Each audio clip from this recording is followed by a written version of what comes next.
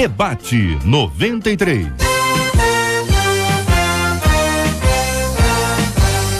Realização 93 FM. Apresentação J.R. Vargas. Alô, meu irmão! Alô, minha irmã! Já chegou J.R. Vargas! Estamos de volta, começando aqui mais uma super edição do nosso Debate 93 de hoje, nesta quarta-feira, dia 11 de novembro de 2015. Que a bênção do Senhor esteja aí sobre a sua vida, sobre a sua casa, sobre a sua família, sobre o seu trabalho, sobre a sua igreja. Que a bênção do Senhor esteja com você, onde quer que você vá, onde quer que você esteja. Receba o carinhoso abraço em nome de toda a nossa equipe que já está aqui a postos para te atender, para te receber, para te ouvir. Você liga, você fala com o Debate 93. Fale com o Debate 93. 2461-0093. E-mail debate@radio93.com.br. Facebook Rádio 93 FM. Site www.radio93.com.br. Fale com a 93 pelo WhatsApp 96803-8319.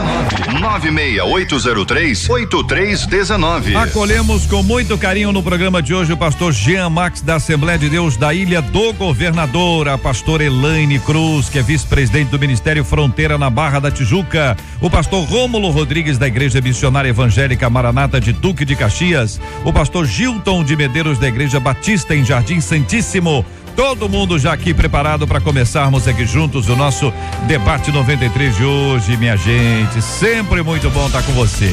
Uma ouvinte nossa, ela diz o seguinte: geralmente quando uma pessoa comete o suicídio é porque ela está desesperada e não consegue enxergar solução para os seus problemas. A depressão pode levar até mesmo um crente fiel a se suicidar? Ele estaria condenado a perder a salvação? O que diz a Bíblia sobre o suicídio? Observe que nós temos aqui um tema hoje muito difícil. Isso não é um dos temas mais fáceis, não. Nós temos aqui esse assunto, que é um assunto que traz uma série de novas perguntas. Eu quero agradecer os nossos ouvintes, porque cada pergunta nova feita, nós vamos aprofundando um pouco mais o nosso tema. Este é um programa feito por gente, então gente tem dúvida, gente tem opinião, então por favor, continue mandando aqui as suas opiniões, ligando 2461-0093, 2461-0093, mandando aqui o seu WhatsApp aqui, sempre o WhatsApp aqui é sempre muito bem-vindo, precisa ser em texto, a gente não dá tempo da gente ouvir aqui o áudio, não há possibilidade técnica da gente acompanhar, porque é tudo muito rápido e num tempo muito curto, então o texto é fundamental para que a gente possa de alguma forma tentar vocalizar aqui os nossos ouvintes que querem mandar também pelo WhatsApp 96803-8319, 96803-8319, na nossa página no Facebook da Rádio 93 FM, você pode clicar ali no post com os nossos debatedores ali, você pode também trazer a sua opinião, assim como mandar o seu e-mail para debate@radio93.com.br, debate@radio93.com.br. Este é o Debate 93. Este é o Debate 93 com J.R. Vargas na 93 FM. Pastora Elaine Cruz, eu começo ouvindo a nossa menina da mesa de hoje, porque quando a nossa ouvinte, ela traz inicialmente uma afirmação. Geralmente, quando uma pessoa comete suicídio, é porque ele está desesperado e não consegue enxergar solução para os seus problemas. É muito importante que o nosso ouvinte entenda que ela diz geralmente. Não é uma regra. Bom dia, bem-vinda. Bom dia a todos os debatedores, a todos os ouvintes. É sempre um prazer estar aqui. Ela usou a palavra muito bem, porque geralmente é óbvio que o desespero, aquela sensação de estar sem solução, sem saída, leva muita gente a pensar em suicídio e às vezes até mesmo a cometer o suicídio. Mas é só geralmente. O suicídio a gente pode colocar aí pelo menos dois grandes caminhos. A gente vive hoje, e não é só hoje, por exemplo, quando Shakespeare escreveu Romeu e Julieta, a quantidade de jovens se suicidando por amor, entre aspas, né, foi enorme. Então, o suicídio tem uma vertente sociocultural bastante forte. Hoje em dia nem tanto, mas os japoneses, por exemplo, por muito tempo, às vezes que estive no Japão, conversei com algumas esposas que o marido tinha se suicidado porque simplesmente tinha perdido o emprego e era uma vergonha, né? Então, por vergonha, é quase que uma honra, por honra, existia toda uma cultura de literalmente a pessoa se suicidar. Então, existe uma vertente sociocultural muito grande que cada vez cresce mais. Hoje em dia tem vários sites ensinando as pessoas a se suicidar. Hoje em dia a gente tem uma cultura na música, nos astros, é muito comum você ver, e às vezes a gente fala overdose não deixa de ser suicídio. A gente tem visto isso crescendo cada vez mais em clipes, na música, incentivando a questão do suicídio como se assim, não tô cansado e vou morrer, como se a pessoa fosse dona da própria vida. Então, existe uma questão sociocultural muito grande, mas sem dúvida alguma, não é só o desespero, não. A gente vai falar mais aqui, essa questão que ela levanta muito bem aqui da questão da depressão. Algumas doenças vão deprimindo, vão isolando uma pessoa que, se não tem ajuda, se não busca em Deus e se muitas vezes não toma um medicamento, isso pode, infelizmente, levá-la a uma depressão. É interessante porque a referência aqui ao Japão, há um dado muito interessante que foi compartilhado aqui pela BBC. Ele diz o seguinte: no Japão, a volta às aulas no segundo semestre é marcado por tragédias. Eles têm a data do dia 1º de setembro como historicamente o dia do ano em que o maior número de jovens com menos de 18 anos comete suicídio. Entre 72 e 2013, mais de 18 mil crianças se suicidaram. Em média anual, foram 92 no dia 31 de agosto, 131 no dia 1º de agosto e 94 no dia 2, no dia 1º de setembro, e 94 no dia 2 de setembro.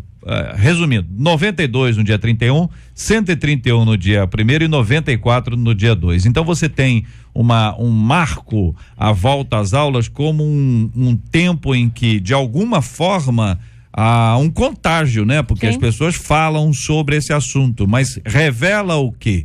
O vazio, a volta para uma rotina pesada, é um marco para uma manifestação contrária àquilo, é uma repulsa. É sempre doloroso observar isso, suicídio em qualquer idade, mas observe, nós estamos falando de bem jovenzinhos que estão partindo para uma atitude como essa, conforme relata a nossa BBC. Pastor Gilton, muito bom dia, bem-vindo, quero ouvir a sua opinião. Bom dia, JR, bom dia, amigos da mesa, bom dia, ouvintes da 93.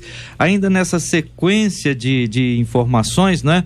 Não só na sociedade do Japão, as sociedades orientais marcadas pela tradição da honra, de desempenho que tem que ser alcançado a qualquer preço, e quando não se alcança, o escape é o suicídio.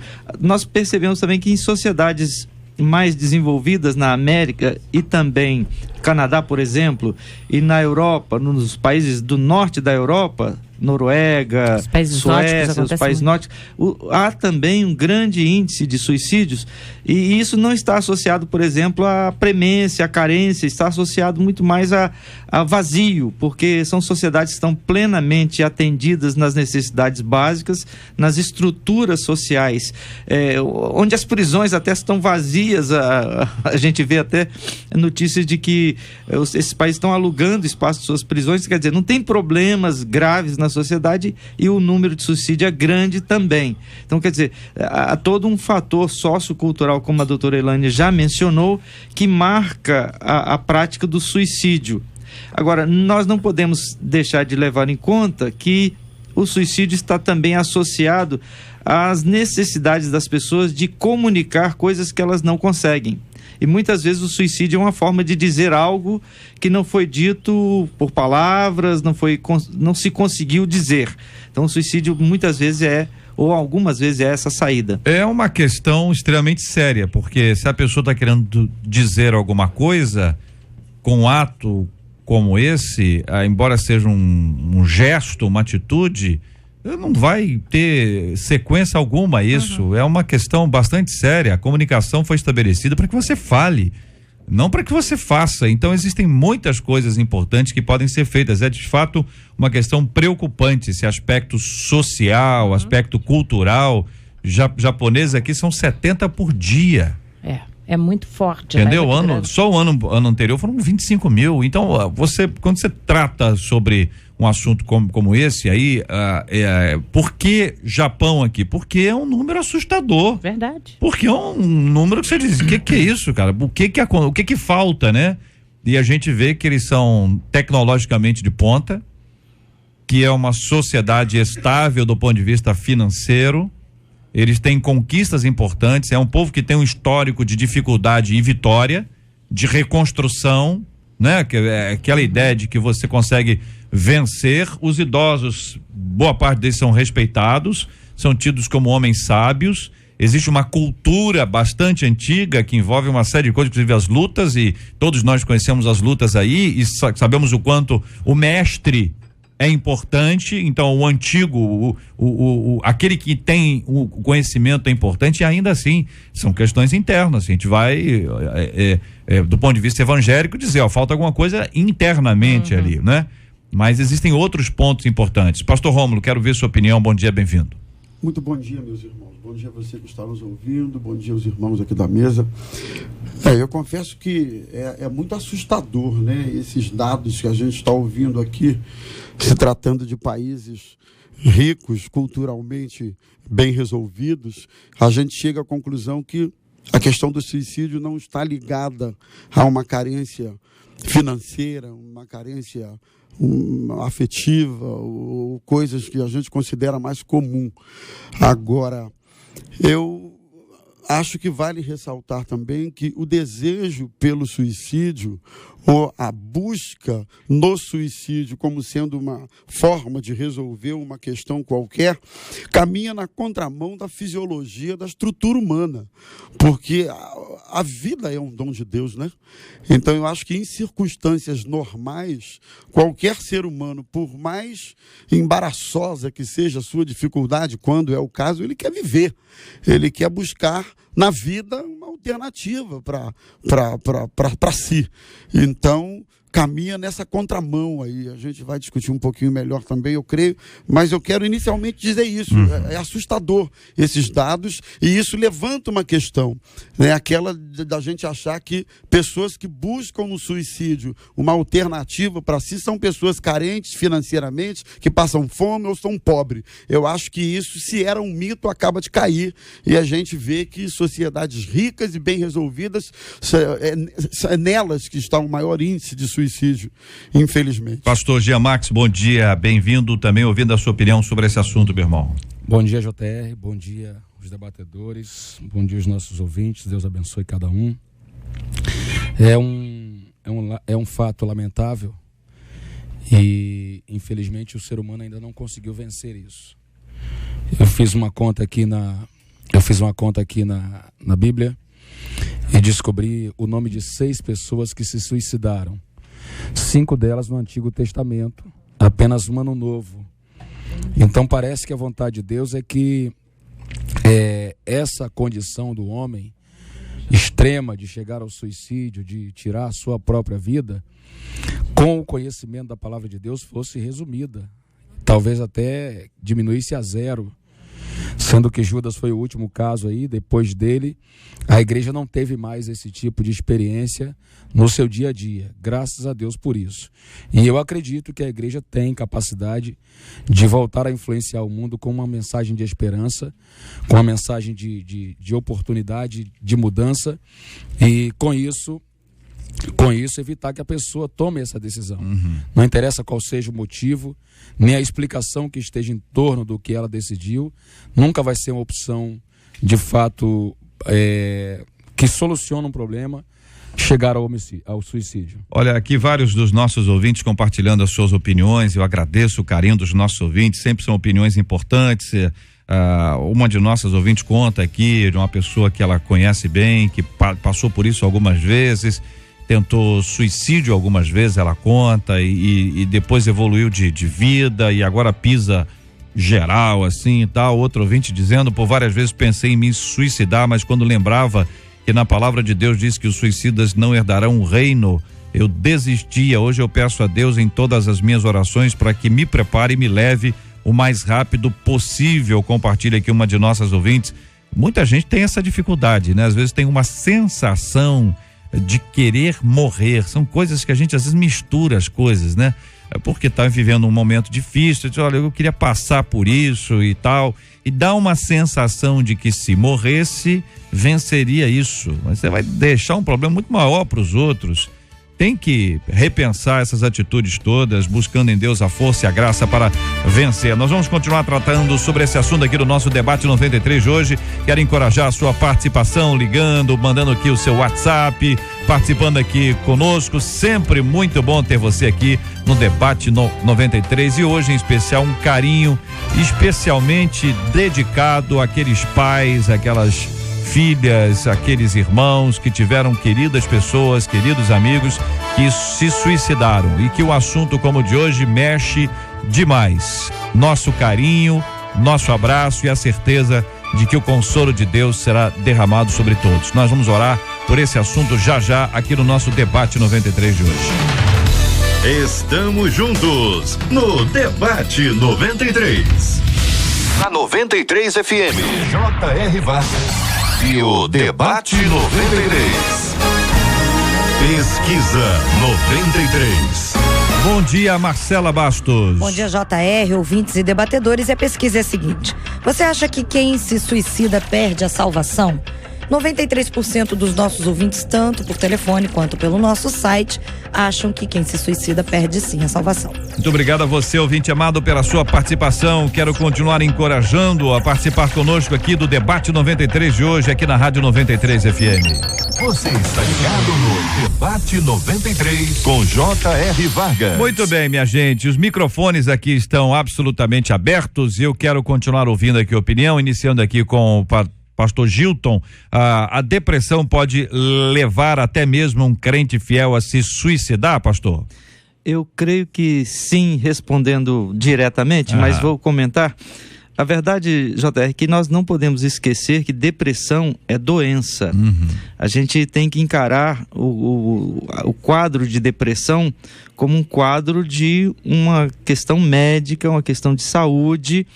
E alguém que venha sofrer de depressão, ela pode, em alguns momentos, em quadros muito graves, em circunstâncias que, associadas à depressão, podem levar a pessoa a uma perda de contato com a realidade, ela tem sim, realmente, muitas vezes, a escolha e acaba escolhendo pela morte, pelo suicídio.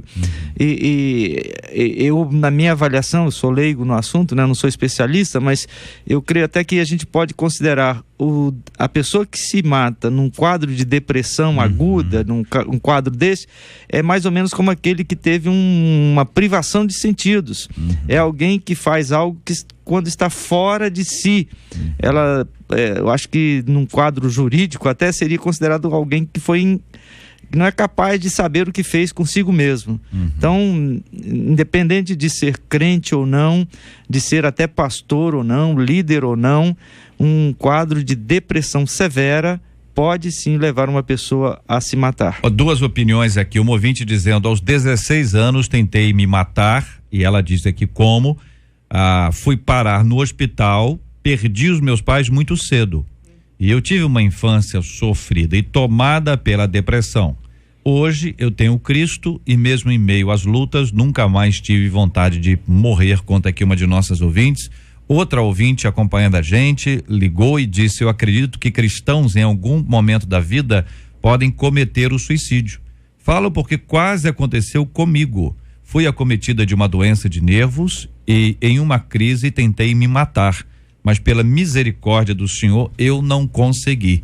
Compartilha aqui uma de nossas queridas ouvintes. Ou seja, parece que existe um momento específico onde a pessoa acaba sendo tomada de assalto por alguma coisa que impede de enxergar do lado de fora. Mesmo. Ela não consegue perceber o que há do lado de fora. É isso, doutora? É isso mesmo. Quando a gente fala de depressão, já foi dito muito bem aqui, é uma doença. E é uma doença que tem, ou pode ter, um fundo hereditário. Então, é aquela questão de que a pessoa é depressiva, mas tinha um avô, tinha um tio. Tem sempre aquela história na família. Antigamente, assim, a pessoa sofria dos nervos e ficava isolada, não queria falar com ninguém, era uma pessoa distante de todo mundo, socialmente não adaptada, enfim. Então, existe uma questão que é hereditária, que a pessoa pode herdar, e é uma questão aí genética, não é uma questão de maldição do que quer que seja, uma questão genética que a pessoa pode herdar. E ela pode ser também vivencial, vivências tipo essa, perder os pais, acontecer uma situação bastante séria e levar aquela pessoa também a um estado depressivo ou a uma depressão, exatamente, circunstancial. A grande questão é que quando a gente fala da depressão levando ao suicídio, a gente está falando, claro, de uma fase ou de um momento da depressão, que tem vários níveis, de um momento mais sério e mais profundo da depressão. Que a depressão pode levar uma pessoa a suicidar, infelizmente é uma verdade. Eu, como terapeuta e como psicóloga, já tive a oportunidade de vislumbrar isso em algumas situações, do tipo de uma mãe que uma vez me ligou dizendo: meu filho tá em depressão, parou de tomar remédio, tem 15 dias que não sai do quarto, e eu dizendo a ela na madrugada, isso devia ser umas 11 horas da noite, marcando com ela para que levasse ao consultório e atender em regime de urgência, e naquela madrugada aquele menino se jogou do prédio, né? E tantas outras pessoas que já acompanhei. Agora, a verdade é que toda depressão anunciada, para que quando a pessoa vai se suicidar, isso é anunciado, a pessoa fala. O grande problema muitas vezes é não ser ouvido. Né? E pior do que isso, essa questão da solidão e do isolamento que a depressão muitas vezes causa. Então a pessoa vai se deprimindo, ela vai se fechando, ela vai deixando de falar com as pessoas, ela vai se trancando, e esse isolamento é o primeiro fator que denota a possibilidade dessa pessoa, no momento de crise, ou num momento onde literalmente ela perde um pouco essa visão da realidade, ela perde um pouco o senso dela de fato vir a cometer um suicídio, mas que geralmente ela já anunciou. Mesmo que seja: tô cansada de viver, tô cansada dessa vida, não aguento mais tomar remédio, não quero mais saber. Agora, infelizmente, o ponto principal na grande maioria das vezes, e eu tô falando aí de 99% das vezes, essa pessoa tá isolada, né? A gente estava falando dos países aqui, são países ricos com pessoas muito individualizadas, onde o individualismo tá muito crescente, e a solidão também. A solidão dentro da depressão, ou até fora da depressão, ainda é o principal fator do suicídio, a solidão. Agora, interessante a doutora Elaine abordando a questão da fala. Eu acho que é bom chamar a atenção também para o fato do seguinte: nem sempre essa fala se dá de forma verbal. Muitas vezes o comportamento fala, as expressões falam, uma mudança de postura fala. Uma pessoa que se bate, que se agride, exato, que se morde. E às vezes nós não percebemos isso. A gente não nota, mas ela está falando. E, via de regra, salvo engano meu, mas via de regra, essas falas se manifestam, seja de uma forma ou de outra. Agora, outra coisa, eu me lembro até algum tempo atrás que quando se falava em depressão, normalmente se associava a depressão a uma postura de frescura. Fulano está dizendo que está deprimido, é frescura.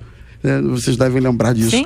Ou então, no meio evangélico também, se dizia que depressão era possessão demoníaca, você estava oprimido ou estava endemoniado.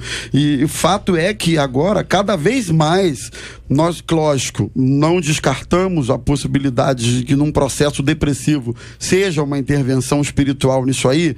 Isso não pode ser descartado. Mas cada vez mais nós precisamos ficar atentos ao fato de que a depressão, pastor Gilton salientou muito bem, é fruto, sim, de distúrbios, de questões do organismo, e que leva a pessoa a um processo depressivo agudo, que por sua vez leva ao suicídio, né? Então, não se pode brincar com isso. Há bem poucos dias atrás eu fiz o sepultamento de um senhor que se suicidou. E ele vinha falando, ele vinha anunciando, ele tentou o suicídio, inclusive, e não conseguiu. A esposa chegou a tempo, viu ele se envolvendo lá na dinâmica da tentativa, ela conseguiu socorrê-lo e ele não se suicidou. Uma semana depois, ela deixou ele em casa, saiu, geralmente ele ficou sozinho, quando morre não é a primeira vez. Nessa mesma linha, mas por outro lado, dizer o seguinte, a gente dizer, depois que ocorreu o fato, dizer, olha, ele ou ela se manifestou, ele disse para você, aí a pessoa diz assim, mas eu não entendi.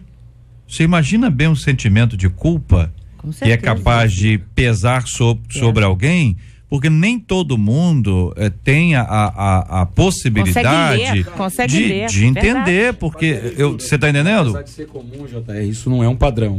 Não é um padrão. Não é um padrão. Atrás eu atendi uma senhora que a filha dela se matou sem dar recado nenhum. Meu Deus. Simplesmente ela tinha mania de ouvir música o dia inteiro dentro do quarto.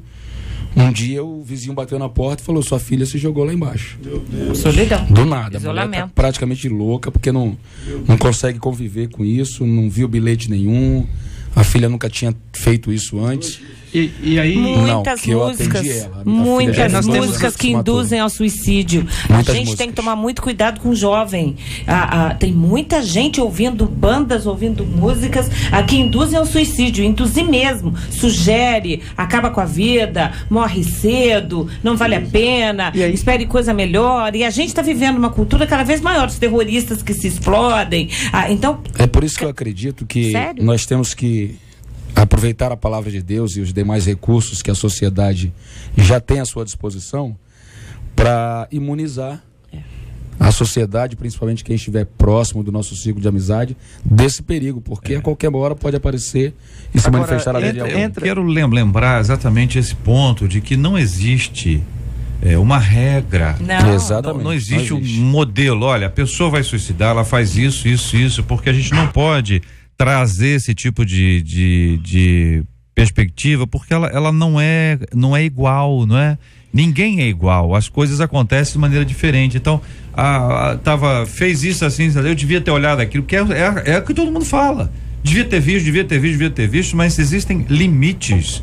Quer dizer, os nossos ouvintes, existem limites. É evidente que nós temos que estar atentos, observando tudo. Se uma pessoa tem um quadro, nós temos que tratar, não trate como uma frescura. Existe uma diferença. Tem a pessoa que é fresca, ou não sabe que é a pessoa fresca. Entendeu? Mas tem pessoas que são carentes, aí você tem um outro aspecto. Tem gente que já vai evidenciando com uma reclusão, né? Com afastamento de relacionamento, tá com dívida. O ouvinte está contando aqui, ó. Um amigo do meu pai estava com a dívida muito grande, pediu um empréstimo, não conseguiu empréstimo, se matou. Quantas pessoas na crise de 1929 nos Estados Unidos, no crack da bolsa, a gente tem as cenas, eles pulando dos prédios. No plano Collor também. No plano Collor isso aconteceu. Numa crise como a gente está hoje, muita gente acha que a solução é essa, e não é. Suicídio não é solução para ninguém, nem para quem se mata e muito menos para quem fica. E aí, JR, eu queria voltar ao que a doutora Elaine estava mencionando sobre músicas e sobre essa geração que tem sido bombardeada, né, com essas mensagens. Nós temos uma geração, a geração Z, aqueles que estão hoje entre os 15 e 20 anos, que nasceram já no mundo analógico, no mundo da abundância, que não conheceram inflação, que viveram na época do pleno emprego. Essa geração, elas não têm, os sociólogos apontam, não tem uma perspectiva muito grande de futuro. Elas são muito imediatistas, elas vivem para o hoje, vivem para o agora. É comum nessa geração pensar só no próximo minuto. Então, quando alguns fatores desestabilizam esse tipo de vida, fica mais fácil para essa geração que não tem ideia de futuro, não tem ideia de perspectiva, também fica mais fácil para eles aceitar a ideia da morte, a ideia do suicídio. Então, o índice de jovens que se suicidam hoje é proporcionalmente muito maior do que aqueles que viveram os pais ou os avós que viveram em situações muito mais difíceis, momentos muito mais difíceis para os países e até mesmo na história.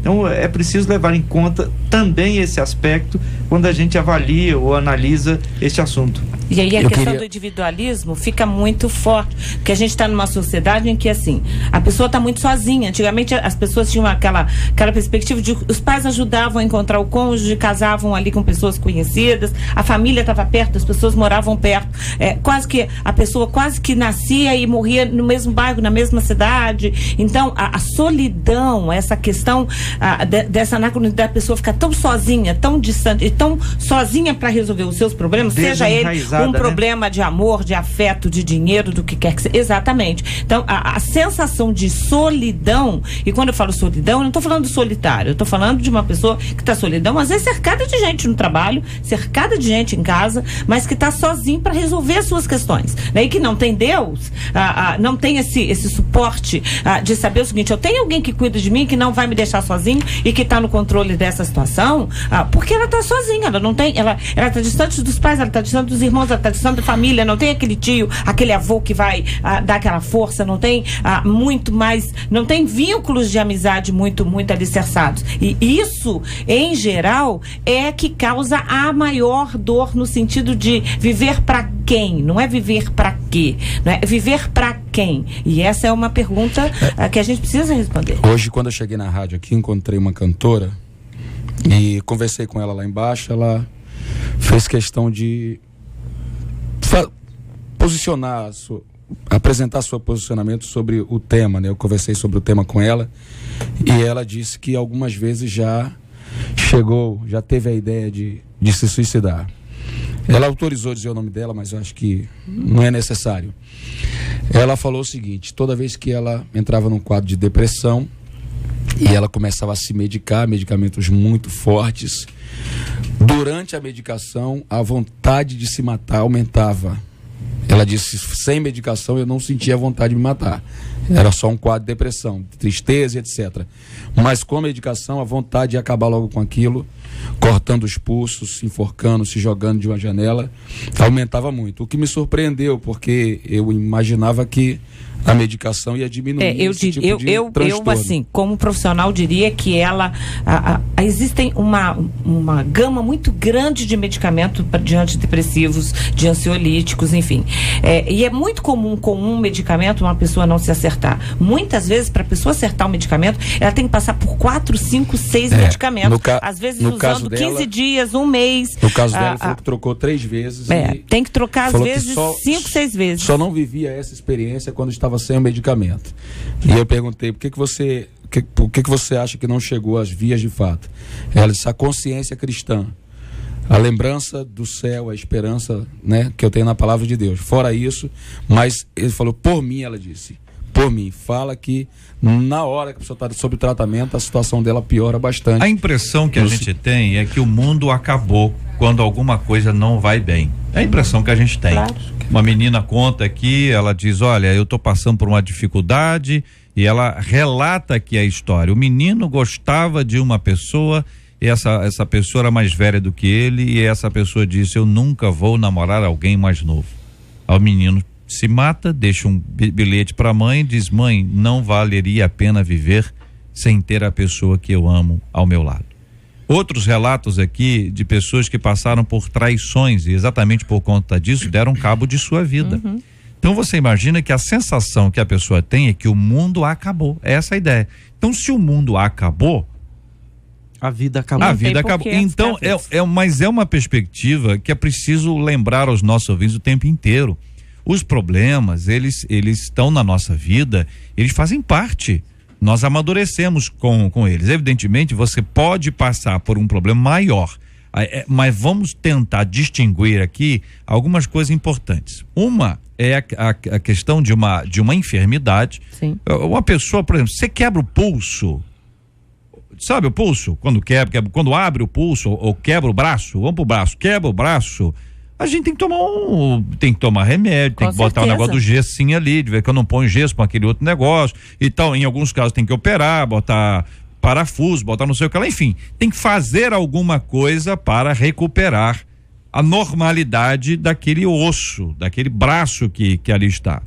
A depressão ou qualquer tipo de coisa nessa linha, que nem tudo que parece depressão muitas pessoas estão tristes. Tristeza faz parte da vida.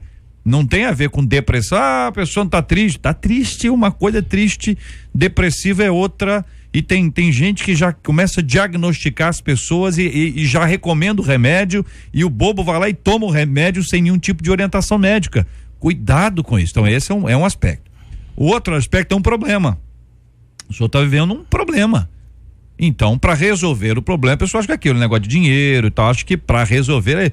E outro aspecto são questões espirituais, que nós precisamos também observar, que se existe uma coisa que o inimigo quer, é destruir. Ele veio para matar, roubar e destruir. Então ele não só mata, como ele rouba e destrói. Então, numa história como essa, o vitorioso é ele. E você precisa entender que nós estamos vivendo uma luta constante contra esse tipo de ação. Veja o cuidado que a gente precisa ter. Então, coloquei aqui em 3 pratos aqui para ver se vocês concordam com isso, para ver se a gente consegue discernir os 3 e o ouvinte possa analisar. E a gente esteja aqui preparado para ajudar quem quer que seja. Caso 1, caso 2, o caso 3. Às vezes eu tenho a sensação que um diagnóstico de depressão é dado de forma muito preliminar, muito precoce. Hoje em dia, uma pessoa, JR abordou a questão de estar triste por uma circunstância e estar, de fato, deprimido por alguma razão. Então, quando alguém chega e conta que está triste ou que está... Logo, eu já atendi pessoas no gabinete vindo de alguns psicólogos, doutor Elaine talvez possa nos ajudar nisso aí, e que a pessoa relatou uma circunstância, então o psicólogo, não, você está deprimido. E depois, conversando com a pessoa e desenrolando a conversa no convívio, a sensação que a gente tem, eu não sou um profissional da área, é que às vezes é dado um diagnóstico assim, meio precoce, né? E a pessoa assimila que está deprimida, e eu acho que essa assimilação potencializa até o quadro, né? Já que eu estou deprimido, então eu estou deprimido, e isso acaba potencializando. Agora, o discernimento entre uma depressão de fato, por problemas de organismo e etc., e uma depressão por problemas espirituais, esse discernimento é sempre um desafio para nós. Né? Em psicologia, a gente não usa, né? E a gente nem deveria usar essa questão do... A gente usa a palavra estou deprimido quando a gente, na realidade, está triste, quando a gente está preocupado, quando a gente está ansioso. Estar deprimido é ter a doença depressão. A doença depressão, ela então não é um sentimento. Não é um sentimento, não. É uma doença. É uma ausência de neurotransmissores, como serotonina, dopamina, uma série de neurotransmissores que fazem com que a cabeça da gente, o cérebro da gente funcione, com que haja uma conexão melhor de sinapses, onde a gente tenha uma produção de substâncias que tem a ver com bem-estar, com uma estabilidade emocional. Então, quando a gente fala de depressão, a gente está falando de doença. Dizer estou deprimido é melhor dizer estou triste, porque quem está deprimido está com a doença depressão. E isso é diagnosticado ou por um psicólogo, e mesmo quando um psicólogo diagnostica, ele precisa de um neurologista, de um psiquiatra, porque na verdade eles é que vão dar o medicamento, e a gente vai tratar muitas vezes da causa vivencial. O que de fato aconteceu na vida dessa pessoa, o que ela precisa organizar, quais são os comportamentos a adotar enquanto usa uma medicação, ou mesmo que não precise usar uma medicação, porque muitas vezes mesmo uma pessoa num estado depressivo ou em depressão, e são duas coisas diferentes. O estado depressivo geralmente ele é mais circunstancial. A gente tem, por exemplo, na Bíblia o exemplo de Elias, não é? Elias passa todo aquele problema, foge, se esconde numa caverna e pede para morrer, e fica ali isolado, e aquilo ali, a gente não pode dizer que ele estava deprimido, ele estava passando por um problema que levou ele aparentemente a um estado depressivo, mas que a partir do momento que ele vai se reforça, e o que o anjo faz? Dá comida e aquele sono, né? Era o remédio daquela época, e sono que é o melhor remédio, muitas vezes. Então, a gente vê que as pessoas confundem muito. Estado depressivo, ele tem a ver com estado, não é ser depressivo. Tem algumas pessoas que, desde que nasce, a gente tem depressão aí em criança de 3 anos, 5 anos, doença. Você faz exames e você... Não. Faz exames e você percebe que há ausência, há um transtorno bioquímico e aparece, inclusive, nos exames. Agora, quando a gente fala de depressão, é importante entender que é doença. Estar deprimido, estar triste, estar preocupado, como o JR falou, faz parte da vida. Tem muita gente que está com isso e não precisa tomar remédio. O problema é quando toma sem precisar, porque aí o organismo começa a se viciar, vai produzindo cada vez menos e a coisa vai ficando pior. Então, é justamente isso que a doutora Elaine acaba de mencionar. Eu iria dizer, até abrir o texto bíblico no livro dos Reis, para mencionar os 2 casos de profetas do Senhor que pediram a morte. Um Elias, o outro Jonas. E é interessante que a gente percebe que todos os 2 casos de situação ou de estado de depressão decorre de momentos de grande vitória. Elias tinha acabado de derrotar os profetas de Baal. Ele tinha vivido toda aquela experiência extremamente importante, ele estava ali se sentindo vitorioso, mas pouco depois, quando sabe das ameaças que ele poderia sofrer, ou do que poderia acontecer com ele por causa da rainha, ele foge, se esconde e pede a morte. Jonas... E achava que estava sozinho, né? E achava que estava abandonado, exato. Jonas tem o caso lá de ir até Nínive, faz o que Deus manda fazer, obtém o sucesso, é o pregador que obteve a conversão de todos os seus ouvintes, todo mundo se converte, termina esse processo. E aí, doutora, então talvez fosse o caso da gente lembrar que a depressão, ela tem o estágio da pessoa que fica abatida, mas tem a mania, que é quando a pessoa fica eufórica. Sim. Ela fica também fora de si, e nos 2 casos há um desgaste, nos 2 casos há um esgotamento. E a gente está falando até de um outro tipo, né, de doença, que é a bipolaridade, que é doença também, que é onde a pessoa oscila entre os 2 polos. Quando a pessoa está só com depressão, ela quase não tem a mania. Ela pode, no início, na força de sair daquilo, ela tomar algumas atitudes sozinhas, mas aquele que oscila entre depressão e mania, esse já é um outro quadro, que é o bipolaridade. Que é um outro transtorno. É um outro transtorno. Isso. Mas, resumindo, então, em qualquer que seja a circunstância, é preciso lembrar que é possível vencer esse estágio da depressão, e muitas vezes, como a doutora também lembrou no caso de Elias, comer e dormir pode trazer uma noite de sono, pode trazer o reequilíbrio. E aí, a palavra, eu acho que não é saída o suicídio.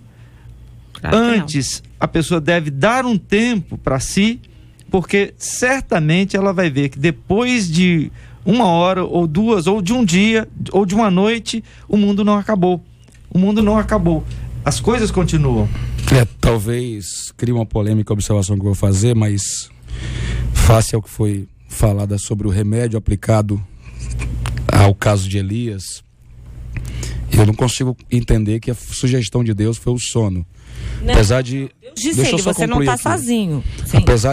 Apesar de concordar que o sono é uma coisa extremamente importante. Sem dúvida. Mas Deus, na verdade, acordou Elias. Ele estava com sono, ele se jogou pro sono porque ele estava deprimido.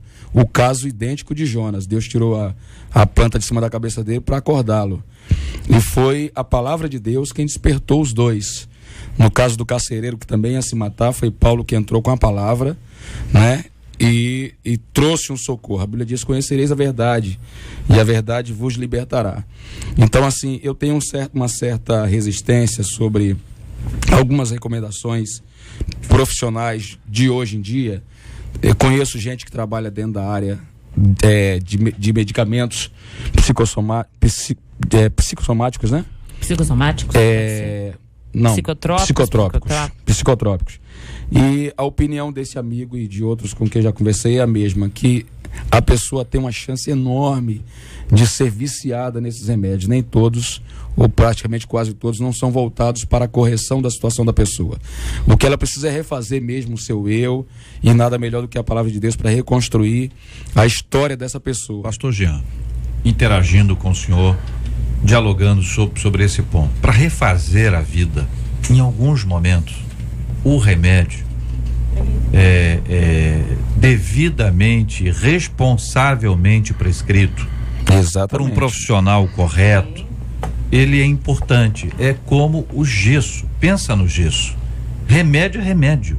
Tratamento é tratamento. Tem gente que mal espirra, entendeu? Mal espirra, já tá querendo tomar o remédio. Tu tá entendendo? Tem um exagerado, aquele que quer tomar o remédio porque acha que está. Você está? Eu acho que eu estou. E se for ao médico, é capaz de dar todos os sintomas de que está. Entendeu? Só para receber o remédio. Já conhece ainda. Mas quem tem Google hoje conhece os sintomas todos. Então, esse tipo de pessoa, ele tá produzindo essa manipulação, é um problema seríssimo, né? Mas em alguns casos, o remédio ele é recomendável como uma cirurgia para tirar uma vesícula, para tirar o apêndice. É necessário que se faça. Eu não posso simplesmente orar. Entendeu? Claro, Nós não estamos falando de uma questão aí que é só emocional. Não. É uma questão que também é bioquímica, tem o organismo aí. Quanto à palavra de Deus, eu acho que os companheiros todos aqui, nenhum deles se manifestou dizendo que a palavra não tem poder o suficiente. E também acredito que analisar os 3 exemplos que vocês deram aqui, Elias, Jonas e o carcereiro, sob a ótica de hoje, e afirmar, Elias estava deprimido, ou afirmar, Jonas estava deprimido, quais são, entendeu? Quais são os sinais que nós temos? Não, eu quero morrer. Isso é o sinal? O que significava isso para um profeta?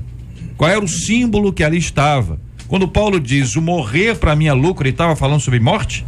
Ele não estava falando que ele queria morrer, ele estava anulando a sua própria vida, dizendo, para mim viver é Cristo. Esse é que é o ponto lá de Paulo.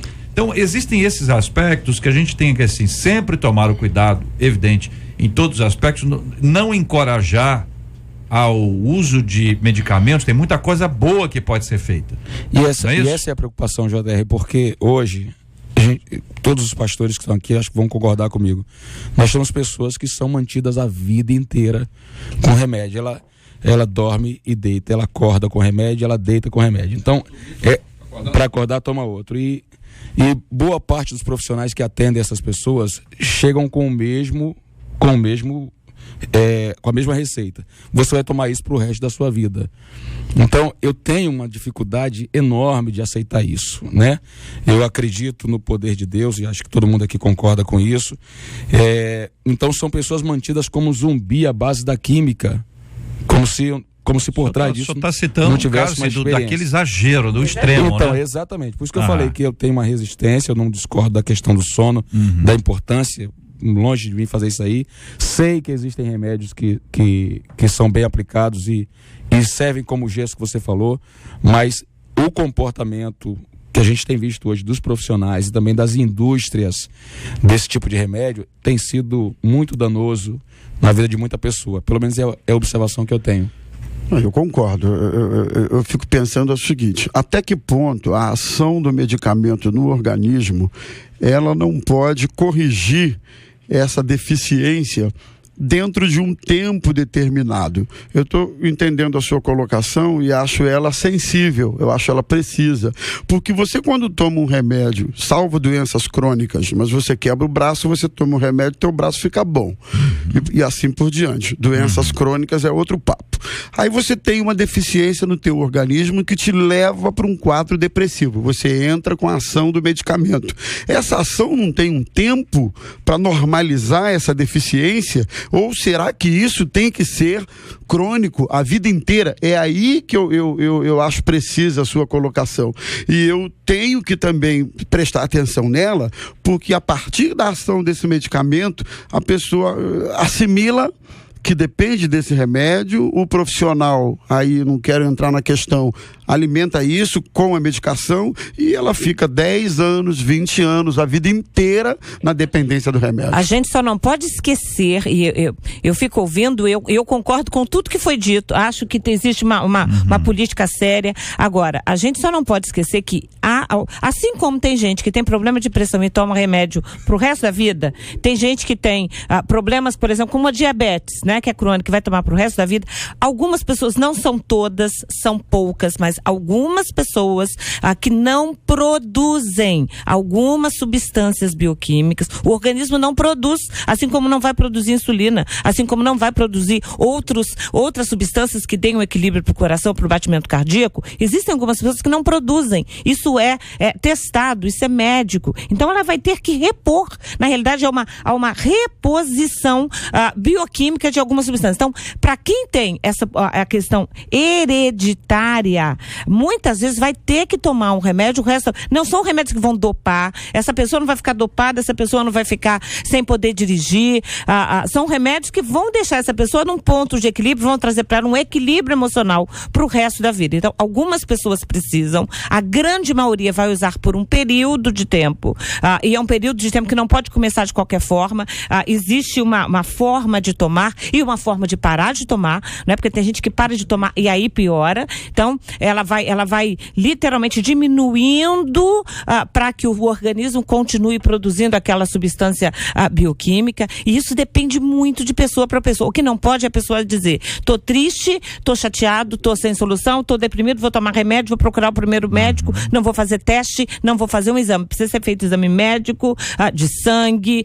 bioquímico, toda uma análise que às vezes leva 3, 4 meses. Aí, se a pessoa precisar tomar o resto da vida... Só consegue identificar que falta alguma coisa se o exame estiver sendo feito e a partir disso aí sendo acompanhado. É outra coisa fundamental. Você vai no médico, você vai no psicólogo, você vai no psiquiatra, você vai num clínico, procura saber quem é esse médico. Claro. Faz uma pesquisa a respeito dele, conheça um pouco mais. Em geral, o médico você vai ou porque está no plano, ou porque é o único que está lá na UPA, ou está no atendimento, ou alguém te indicou. Então, é necessário que haja um cuidado muito grande, uma observação com o seu organismo, com as pessoas da sua casa podem te ajudar. A gente não quer ficar tomando remédio a vida inteira, mas haverá ali um tempo que vai ser importante isso e depois isso passa. Então é necessário que a gente entenda. Voltando ao tema, tá certo? Que existem pessoas que elas podem ficar deprimidas, existem etapas da vida em que pessoas ficam deprimidas e depois essa etapa passa. Não olhe para essa etapa como um fim, acabou, não tem mais jeito. Eu vou te dar um exemplo, que é um exemplo muito simples, é até um exemplo muito, muito simples mesmo. Durante muito tempo eu via nos aeroportos o tempo fechado, chuvoso, e aparecia lá os comissários, e aí vinha o comandante com aquela roupa diferente dos demais e ele com óculos escuro. Eu disse: esse comandante tá maluco, rapaz, porque tá o tempo chuvoso aqui. E aí depois que você embarca, decola, ele sobe, quando passa as nuvens, um céu lindo, azul, maravilhoso. Aí eu me lembrava: o piloto não é besta não, hein? Piloto não é bobo não, ele sabia que depois das nuvens vinha um sol. E eu aprendi com os pilotos de que eu tenho que andar com óculos de sol. Depois das nuvens vem o sol. Então, andar de óculos escuro, entre aspas aqui, essa ideia, não se deixa absorver pelo problema que você está vivendo hoje. Além das nuvens, tem sol. E você vai vencer isso aí. Não é uma palavra triunfalista, não. Vai dar tudo certo no final. Não é essa história, não. É com fundamentação na expectativa que a gente tem em Cristo, que faz de nós mais do que vencedores. Não é por causa de um problema financeiro, emocional, que você vai viver essa dificuldade, vai alimentar essa dificuldade na sua vida. É necessário que você busque a Deus. E aí entra um ponto que é fundamental, que é a nossa vida espiritual. E neste ponto é que a parte B aqui do nosso assunto trata, quer dizer, a questão principal não é nem se perde a salvação, quer dizer, são coisas assim, parece que não perde, então eu vou, não funciona, não é isso, você já sabe sobre esse assunto. Todo mundo que lida com Bíblia, pelo menos à distância, sabe que a gente não pode nem pensar numa hipótese dessa. Mas aquelas pessoas que pensam ou que eventualmente passa isso pela sua mente, lute, clame, busque, peça ajuda, não fique sozinho em hipótese alguma, porque sozinho nós estaremos absolutamente perdidos. Palavras finais dos companheiros sobre esse assunto, começando aqui com o pastor Rômulo. Bom, eu gostaria só de dizer que para qualquer que seja a dificuldade, a motivação que esteja levando alguém a pensar na possibilidade de suicídio, nós precisamos entender que esse óculos de sol que o JR colocou de maneira muito feliz é uma atitude de fé, simboliza uma atitude de fé, né? Você põe um óculos de sol, você sabe que vai amanhecer o dia, o sol vai brilhar, as coisas vão mudar, as circunstâncias vão mudar. Então eu gostaria de encorajar a qualquer pessoa que eventualmente tenha esse sentimento a pensar nisso. Nenhuma circunstância é irreversível.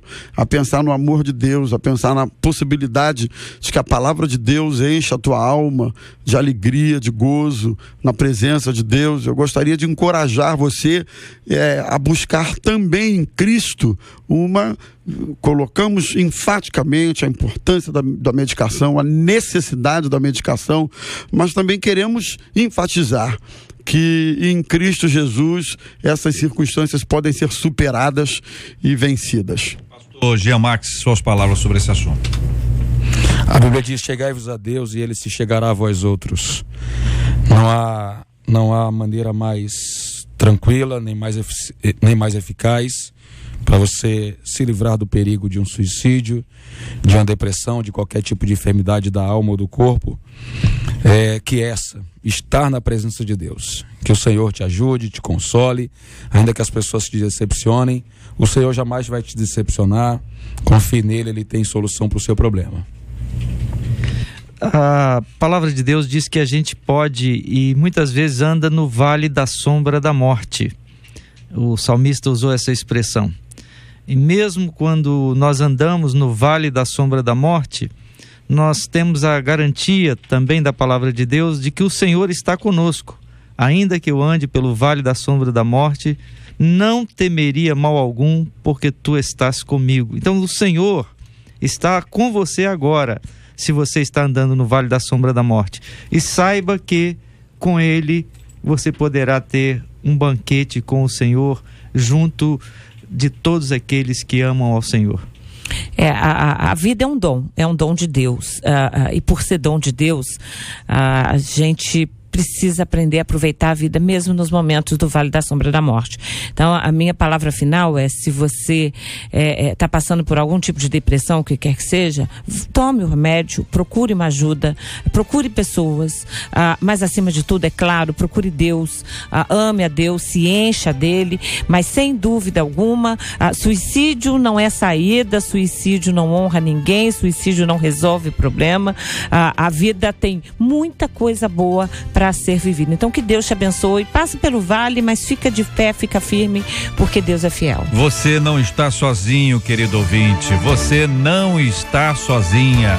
Há muita gente querendo ajudar e hoje nós vamos orar também por esse assunto e orando pela sua vida. Você que está acompanhando a gente agora, que Deus te abençoe muito. Vamos orar por pessoas que você conhece, que passam por momentos complicados e difíceis e que precisam da graça de Deus.